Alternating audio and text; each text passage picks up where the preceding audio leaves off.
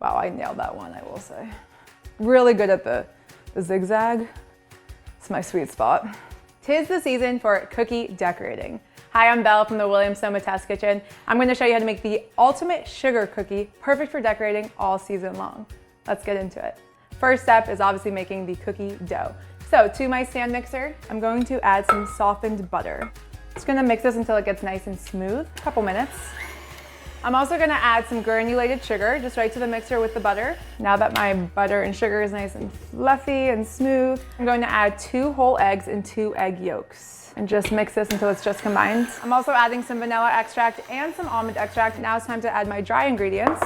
So I have some all-purpose flour, some baking powder, and of course, a little bit of kosher salt. With the mixer on low, I'm just gonna add my flour just until it's combined. You don't wanna overmix this. And even if there is a little flour left over, I'm actually just gonna work through it with my spat versus the stand mixer, so I'm not overworking this dough. I'm gonna turn the dough out onto the counter, separate it so we can give it some nice good chill time. Into a round we go. And I'm going to just score this so I make about even sections, doesn't have to be perfect. I'm gonna wrap these up and keep them in the fridge for about at least 1 hour or up to overnight. To decorate these sugar cookies, I'm making a confectioner's sugar icing, which is very different than royal icing. I have some sifted confectioner's sugar. I'm gonna add some corn syrup. I'm also going to add some whole milk. I'm gonna start slow because I want to get to a very specific consistency. You can see it's really starting to get nice and thick. So this is exactly the consistency you want. It's just about the consistency of molasses and you'll feel it when you're mixing it. It is nice and thick. So I've divided my icing into separate bowls because now I'm going to color them with a little food dye. The first one I'm gonna do is red. You wanna start slow with these colors because gel dyes are really strong. A little goes a long way. And just to continue to mix really well until it's one cohesive color, I'm gonna do the other one green. Time to roll out my sugar cookies. I'm gonna roll this out to about a 1/4 inch thickness. All right, now it's time to use my cookie cutters and cookie stamps. Let's get going. And these kind of shapes are perfect to get the most out of your dough.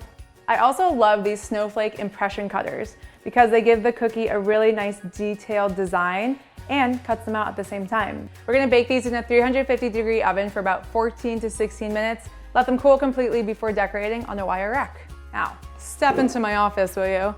Good tip when you're doing cookie decorating at this level is to sit. For me, it just gives me a little more leverage. I get to get closer to the cookie. I'm gonna start by outlining, which is going to act as the barrier for the flooding. The outline is going to protect it from bleeding outside. I'm just gonna go back and forth. I'm gonna use a toothpick.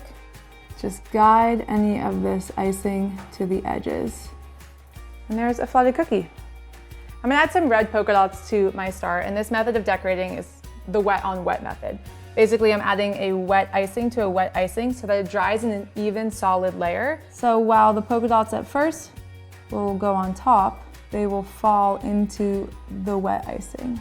The next decorating method I love to do is wet on dry. So I'm gonna take some wet icing and just do a little decorating. This gives the cookie a really nice textured, elevated effect, and it will not sink, but instead, just dry right on top. Wow, I nailed that one, I will say. I'm also gonna add some ornaments with the red. And since this green is a little lighter, I'll add some green ones as well. And there you have it, the ultimate sugar cookie, perfect for the holidays.